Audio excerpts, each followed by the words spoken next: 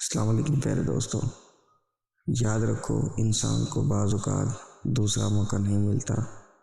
ایک اچھی چیز کو آپ تب ہی جان سکتے ہیں جب آپ نے خراب چیز کو دیکھا ہو۔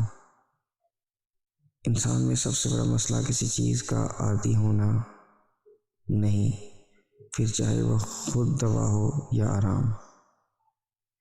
کسی بھی کام کو اگر ترتیب سے کر لیا جائے تو آپ کے منصوبے انقلاب لانے کے لیے کافی ہیں۔ آسمان پر اڑنا چاہتے ہو تو اپنے پاؤں زمین پر ہی رکھو۔ بغیر عمل کے سوچتے رہنا ایک بیماری بن سکتی ہے۔